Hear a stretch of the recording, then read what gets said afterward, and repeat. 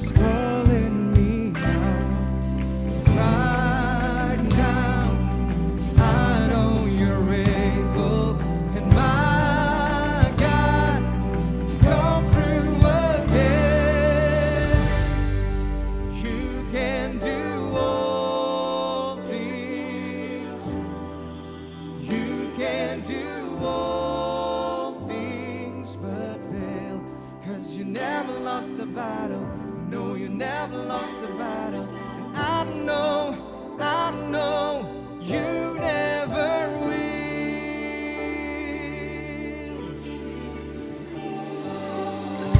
Everything's possible by the power of the Holy Ghost.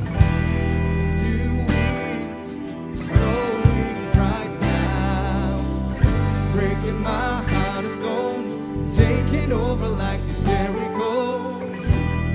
My walls are all crashing down. 'Cause right now, and I know you're able, and my God, come through again. You can do all things. You can do all things but fail. 'Cause you never lost the battle. No, you never lost the battle. I know you never will. You can do all things.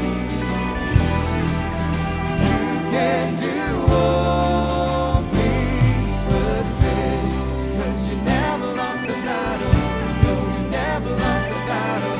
And I know you never will. Never lost the battle. Never lost the battle. You never lost the battle. You never will.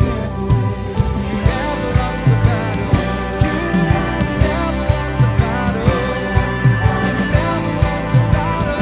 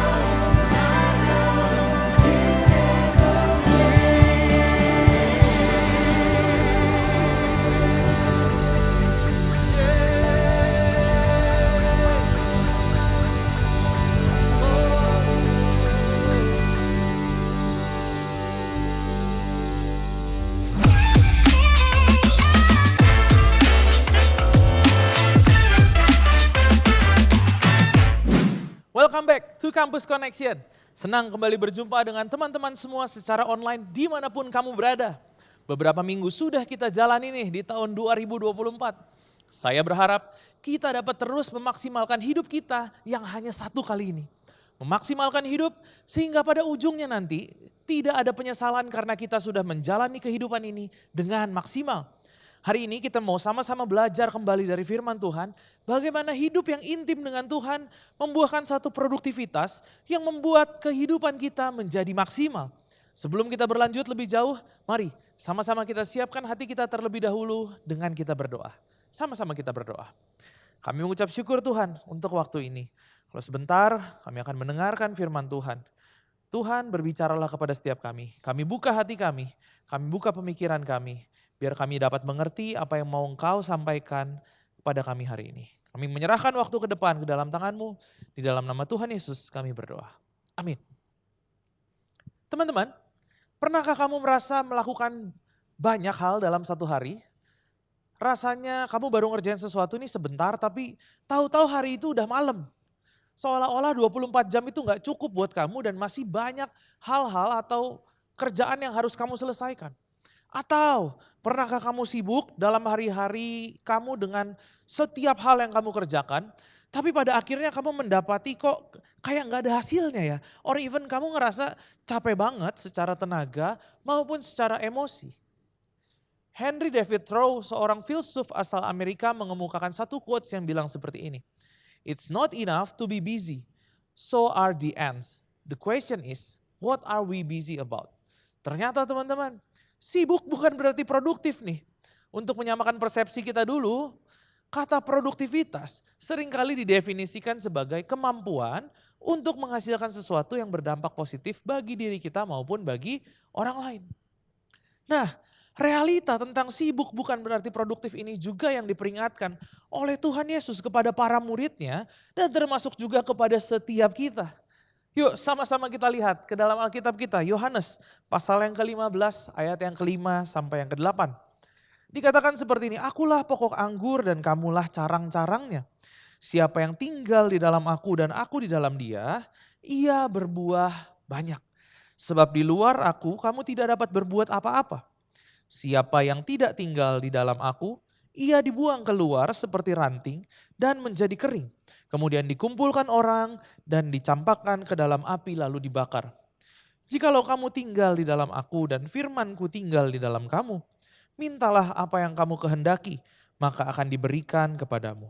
Dalam hal inilah Bapa-Ku dimuliakan, bahwa kamu berbuah banyak dan menunjukkan kamu adalah murid-murid-Ku. Teman-teman, ayat-ayat yang baru aja kita baca ini menggambarkan bahwa kedekatan dengan Tuhan akan membuahkan satu kehidupan yang produktif. Ayat yang kelima tadi menggambarkan kehidupan kita seperti ranting-ranting dari pokok anggur yang adalah Yesus sendiri. Sebuah ranting tentu gak akan bisa hidup kalau dia gak nempel atau dia attach ke pohonnya. Hidup kita juga dianalogikan seperti ranting-ranting itu. Dengan kata lain, hidup yang produktif hanya akan bisa kita alami apabila kita mempunyai relasi yang intim atau akrab dengan Tuhan. Hidup yang produktif hanya akan dimiliki apabila kita lekat dengan Dia yang adalah Allah kita yang hidup. Hal ini juga berulang kali disampaikan di dalam Alkitab. Salah satunya dicatat di dalam Mazmur pasal yang pertama ayat yang ke-1 sampai yang ke-4. Berbahagialah orang yang tidak berjalan menurut ajakan orang fasik, yang tidak berdiri di jalan orang berdosa, dan yang tidak duduk di komplotan pencemooh. Tetapi yang kesukaannya ialah Taurat Tuhan, dan yang merenungkan Taurat itu siang dan malam. Ia seperti pohon yang ditanam di tepi aliran air, yang menghasilkan buahnya pada musimnya. Tidak pernah layu daunnya, apa saja yang dilakukannya berhasil. Bukan demikian orang fasik. Mereka seperti sekam yang dihamburkan angin. Di dalam Mazmur ini dibandingkan akibat antara relasi yang intim dengan orang fasik atau orang berdosa dan juga relasi yang intim dengan Tuhan. Di ayat yang pertama digambarkan bahwa orang yang bergaul intim dengan orang berdosa adalah sama seperti orang yang berjalan menurut nasihat orang fasik, berdiri di jalan orang berdosa dan duduk bersama di dalam satu kumpulan para pencemooh. Orang yang hidup seperti itu tentu tidak akan produktif dan hidupnya hampa tanpa makna. Sebab di ayat yang keempat disampaikan bahwa hidup orang berdosa atau orang fasik adalah bagaikan sekam. Sekam itu contohnya kulit padi yang membungkusi bulir-bulir beras itu teman-teman.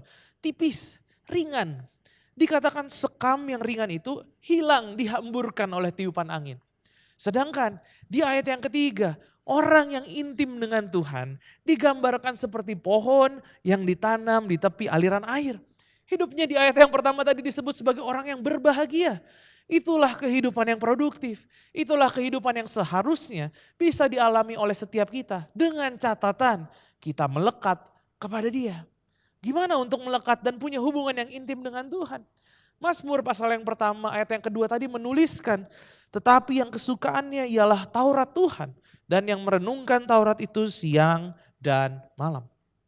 Hari ini teman-teman, ada beberapa hal yang bisa kita pelajari bahwa merenungkan firman Tuhan. Yang pertama, tidak sama dengan sekedar membaca firman Tuhan. Kak, saya sudah sering kok baca Alkitab, saya senang kok baca Alkitab. Hal pertama yang bisa kita pelajari teman-teman, merenungkan firman Tuhan gak sama dengan sekedar membaca firman Tuhan. Ya, memang kita perlu membaca Alkitab. Yang pada Mazmur pasal yang pertama ini diistilahkan sebagai Taurat Tuhan. Cuman memang membaca firman Tuhan atau Alkitab itu gak sama dengan ketika kita merenungkannya. Ada perbedaan antara membaca dan merenungkan. Setidaknya yang pertama perbedaan dari bentuk tindakannya. Orang yang membaca belum tentu akan merenungkan apa yang dia baca. Sehingga kita bisa saja membaca 10 pasal dalam Alkitab tanpa henti dalam satu hari. Tetapi kita nggak mengambil waktu merenungkan apa yang kita baca itu. Bacanya jadi baca cepat aja gitu semua. Sementara yang namanya merenungkan, kita mungkin hanya akan mampu merenungkan sekitar 1-8 ayat saja. Kenapa? Karena merenungkan butuh waktu yang jauh lebih panjang. Bukan sekedar membaca cepat, tetapi mengkhususkan atau ambil waktu untuk merenungkan. Baca ulang, pelan-pelan, merenungkan lagi, baca lagi, dan begitu seterusnya. Dua tindakan yang berbeda dari merenungkan dan membaca. Perbedaan yang selanjutnya akan terlihat dari hasil tindakannya. Membaca Alkitab akan memberikan kepada kita keluasan pengetahuan dari isi Alkitab. Kita memang perlu memahami overview atau satu garis besar dari isi Alkitab, supaya dengan demikian kita dapat memahami apa yang menjadi pesan Allah atau janji Tuhan dengan utuh. Tetapi di samping keluasannya, kita juga perlu mengenal yang namanya kedalaman dari firman Tuhan. Kedalaman ini hanya bisa kita peroleh waktu kita mulai merenungkan firman Tuhan. Membaca itu memperluas pengetahuan kita. Tetapi ketika kita merenungkannya, itu memperdalam pengertian kita akan firman Tuhan. Jadi kita perlu membaca firman Tuhan, tapi di samping membaca kita juga perlu untuk merenungkan firman Tuhan. Ambil waktu untuk merenungkan firman Tuhan. Mungkin hanya beberapa ayat saja, tetapi kita punya pengertian yang dalam akan firman tersebut. Karena ketika kita membaca 5 pasal sekaligus, jujur aja ketika ditanya, apa barusan isi dari ayat Alkitab yang dibaca? Biasanya apa jawaban kita? Waduh, lupa. Sorry lupa. Atau jawaban klisenya, ya Tuhan baiklah intinya, Tuhan baik. Teman-teman, ini yang dikatakan sama seperti benih yang jatuh di pinggir jalan dalam perumpamaan Yesus yang disampaikan di dalam Matius pasal yang ke-13. Belum sempat benih itu bertumbuh, burung telah datang dan memakannya sampai habis. So kita perlu membaca firman Tuhan, tetapi kita juga perlu untuk merenungkannya. Sehingga firman Tuhan tersebut tinggal dan bertumbuh dan menghasilkan buah. Dan pada waktunya di dalam kehidupan kita. Inilah kehidupan produktif teman-teman. Kehidupan yang maksimal. Sama-sama katakan hidup yang maksimal. 1, 2, 3. Hidup yang maksimal. Tadi yang pertama kita belajar, merenungkan firman Tuhan bukan sekedar membaca. Nah, merenungkan firman Tuhan ini juga akan menghasilkan satu keakraban dengan Tuhan. Ya, itu hal yang kedua teman-teman. Merenungkan firman Tuhan akan menghasilkan keakraban dengan Tuhan. Sekedar membaca firman-Nya yaitu Alkitab tidak akan dengan sendirinya mengakibatkan kita menjadi akrab dengan Tuhan. Merenungkan firman Tuhanlah yang akan membuahkan keakraban tersebut. Contohnya gini, sama seperti waktu kita baca komik, manga misalkan, ataupun kita baca artikel dari internet. Apa tujuan kita baca hal tersebut?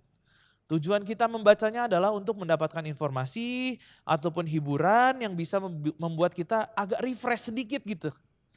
Ketika kita selesai baca, kita pindah lagi ke serian komik yang berikutnya. Ataupun kita ganti ke artikel yang selanjutnya. Saya jarang tuh lihat ada yang baca komik yang sama berulang-ulang. Pagi dibaca selesai, sore dibaca lagi komik yang sama selesai. Besoknya baca komik lagi yang sama, terus begitu sampai seminggu. Bahkan kadang kita pun juga gak peduli siapa yang nulis komik itu. Komik tentang manga tentang Naruto yang begitu terkenal. Mungkin hanya seperberapa orang yang tahu siapa penulisnya. Ada teman-teman yang baca artikel di internet dan kemudian teman-teman cari tahu siapa penulisnya. Oh kita googling nama orangnya, oh si ini, oh ini dia begini, dan detail-detail lainnya. Jujur aja teman-teman, gak banyak dari kita yang melakukan itu.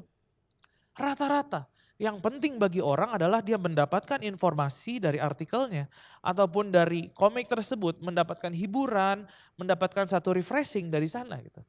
Tapi beda cerita kalau misalkan ada seorang mahasiswa, dia dapat pesan WhatsApp dari kecengan ataupun pacarnya, apalagi baru-baru jadian. Aduh, chat WhatsApp yang isinya cuma 2 kalimat, udah makan belum?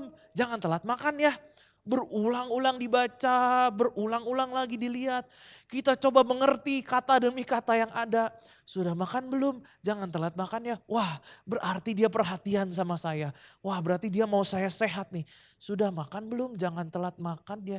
Wah, dia khawatir kalau saya sakit atau kekurangan makanan nih. Teman-teman, 2 kalimat itu direnungkan terus-menerus. Plus ditambah senyum-senyum sendiri. Komenan di Instagram, dilihat lagi, dilihat lagi, dilihat lagi. Kenapa? Karena bagi orang tersebut, itu bukan hanya sekedar informasi. Tetapi lebih lagi yaitu menjalin relasi dan mengenal pribadi yang menulisnya atau yang mengirimkannya. Gitu. Sama halnya dengan merenungkan firman Tuhan. Kita bisa mengawalinya sejenak dengan waktu teduh. Kita pernah belajar tentang silent and solitude. Kita ambil waktu teduh kita sejenak, menyiapkan hati kita. Kalau sudah, baca perlahan bagian firman Tuhan tersebut, kata demi kata. Setelah selesai, lakukan lagi 2 kali, lakukan lagi 3 kali. Renungkan pesan yang ada di dalamnya. Ingat teman-teman, tujuannya bukan hanya mendapatkan informasi, tetapi kita mau menangkap isi hati dan menjalin relasi yang akrab dengan pribadi yang menyampaikan firman itu, yaitu Tuhan sendiri. So, kalau gitu, jangan baca Alkitab seperti saat kita sedang baca komik. Jangan baca Alkitab seperti saat kita lagi baca artikel. Tetapi renungkan firman Tuhan. Membaca Alkitab seperti kita sedang membaca pesan dari orang yang kita sayang. Sehingga relasi kita dengan Tuhan akan semakin akrab. Soal relasi yang intim alias akrab ini bisa kita lihat di ayat kedua dan ayat ketiga di dalam Mazmur pasal yang pertama tadi. Diutarakan bahwa yang merenungkan Taurat atau firman Tuhan itu siang dan malam, dia adalah seperti pohon yang ditanam di tepi aliran air. Penggalan kalimat pohon yang ditanam di tepi aliran air ini menjelaskan relasi sang pohon dengan air yang berada dekat dengan dirinya. Itulah relasi antara orang yang merenungkan firman Allah dengan Tuhan yang berfirman. Hal yang ketiga teman-teman, merenungkan firman Tuhan juga membuahkan produktivitas yang dari Tuhan. Produktivitas ini tidak terlepas dari pembaharuan kehidupan yang kita alami oleh karya Roh Kudus yang bekerja melalui firman Tuhan di dalam kehidupan kita. Cara kita berpikir, sikap hati kita yang berubah menjadi lebih baik, dan semua itu berpengaruh pada tindakan kita ketika kita bekerja, ketika kita belajar, ketika kita membangun relasi juga. Sekedar tahu isi Alkitab aja tidak dengan sendirinya akan mengubah kehidupan seseorang. Terdapat perbedaan yang sangat besar antara memperoleh informasi dan mengalami transformasi. Pernah nggak kamu ketemu dengan orang di gereja ataupun di cell group, di komsel, ataupun di kampus, ataupun di tempat kerjamu. Cuman kerjaannya seringkali dia debat Alkitab dan bahkan dia cenderung kasar dan cenderung meremehkan orang lain yang nggak sepaham ataupun punya pengertian yang lebih sedikit dari dia. Malah ada yang jadinya cenderung sombong. Kamu yang kerja pernah nggak punya bos atau punya atasan yang rajin mengutip ayat. Tapi kalau waktu kerja, cara bicara dan cara memperlakukan karyawannya seperti orang nggak punya Tuhan. Sederhananya teman-teman, orang-orang itu punya informasi tetapi mereka tidak mengalami transformasi. Bukan kita nggak perlu baca Alkitab. Ingat membaca Alkitab itu penting. Tetapi tahu kebenaran harus dilanjutkan dengan menghidupi kebenaran.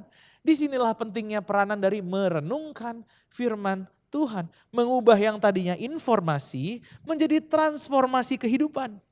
Pembaharuan seperti itu yang disebut di dalam Mazmur pasal yang pertama ayat yang ketiga. Yaitu bahwa orang yang merenungkan firman Tuhan siang dan malam adalah bagaikan pohon yang ditanam di tepi aliran air yang menghasilkan buahnya pada musimnya dan yang tidak layu daunnya. Ini gambaran pembaharuan terus-menerus teman-teman. Bukan itu saja, lebih jauh dikatakan bahwa apa saja yang diperbuatnya berhasil. Itulah kehidupan yang maksimal. Itulah hidup produktif dan diberkati oleh Allah. Mau keadaan baik, keadaan buruk, susah, senang, kita tetap bertumbuh dan kita tetap punya kehidupan yang maksimal. Perenungan firman Tuhan ini dapat kita lakukan melalui 4 langkah yang sederhana. 4 langkah yang tadi saya sampaikan diawali dengan mengambil waktu teduh terlebih dahulu, menyiapkan hati kita. Sesudah itu lakukanlah 4 langkah ini secara berturut-turut. Langkah yang pertama, yang pasti kita harus membacanya. Baca 1-8 ayat dalam Alkitab secara perlahan. Baik dibaca di dalam hati ataupun dengan suara. Berhentilah di setiap kalimat atau penggalan kalimat. Dan perhatikan kata atau penggalan kalimat yang menarik perhatian kita. Yang kedua, merenungkan atau dalam bahasa Latinnya disebut meditatio. Meditatio ini bukan mengosongkan pikiran seperti yang dilakukan dalam meditasi di luar iman Kristiani dan mengatur pernapasan. Istilahnya mirip, tetapi pengertiannya jauh berbeda. Yang dimaksud adalah membaca kembali ayat-ayat tadi secara perlahan sambil merenungkan apakah pesan yang disampaikan Tuhan melalui ayat ini bagi saya. Langkah yang ketiga, menanggapi. Di tahap ini baca ayat-ayat tersebut sekali lagi sambil kita perhatikan apa yang menjadi respon hati kita terhadap kebenaran yang telah kita renungkan itu. Hal ini bisa kita ekspresikan kepada Tuhan melalui doa. Dan yang keempat, yang terakhir, beristirahat di dalam Tuhan. Di tahap ini kita kembali melakukan waktu hening dan mengambil sikap yaitu berserah secara sepenuhnya kepada Tuhan. Teman-teman, saya percaya ketika kita merenungkan firman Tuhan, firman tersebut akan berbicara banyak dan membawa transformasi dalam kehidupan kita. Bukan hanya sekedar informasi, tetapi ketika kita merenungkannya, itu akan mentransformasi kehidupan kita. Mengubahkan kehidupan kita sehingga kita punya satu hidup yang produktif, kita punya satu hidup yang maksimal. Mari kita belajar untuk bukan sekedar kita membaca, tetapi kita merenungkan firman Tuhan agar kita memiliki pemahaman yang mendalam. Mari sama-sama kita berdoa. Kami mengucap syukur Tuhan untuk firman-Mu yang sudah disampaikan hari ini. Tuhan, hari ini kami berdoa, kami mau untuk tetap melekat kepada Tuhan. Kami mau untuk tetap melekat kepada pokok anggur yang benar itu Tuhan. Dan hari ini Tuhan, kalau kami belajar bagaimana kami untuk merenungkan firman Tuhan, biar kami bukan hanya sekedar membaca firman Tuhan, tetapi kami pun bisa mengambil waktu untuk merenungkannya dan memperdalam pengertian kami akan firman Tuhan tersebut. Tuhan, Kau yang bukakan pengertian itu, Kau yang bukakan pemahaman agar kami bisa mengerti secara mendalam dari firman Tuhan itu yang ada. Dan kami juga berdoa Tuhan, biar firman-Mu yang kami baca tidak hanya berhenti sampai informasi yang kami terima, tetapi lewat firman Tuhan yang kami baca dan kami renungkan itu akhirnya mengubahkan kehidupan kami, membawa satu transformasi di dalam kehidupan kami. Terima kasih Tuhan, dan hari ini juga hamba-Mu melepaskan berkat bagi teman-temanku dimanapun mereka berada. Hikmat yang daripada Allah itu dicurahkan di dalam kehidupan-Mu, yang memampukan Kau untuk mengambil keputusan demi keputusan yang selaras dengan kehendak Tuhan. Tuhan yang memberkati perkuliahan-Mu, nilai-nilai yang terbaik Tuhan berikan. Kau dipertemukan dengan teman-teman yang tepat, dengan dosen yang tepat, dengan mata kuliah yang terbaik juga. Hanya di dalam nama Tuhan Yesus Kristus kami berdoa dan mengucap syukur. Amin. Bagi teman-teman yang memerlukan dukungan doa ataupun konseling lebih lanjut, silahkan teman-teman scan QR Code yang tersedia di layar. Ada para pendoa dan para konselor yang siap untuk melayani teman-teman sekalian. Sampai jumpa di lain kesempatan, Tuhan Yesus memberkati.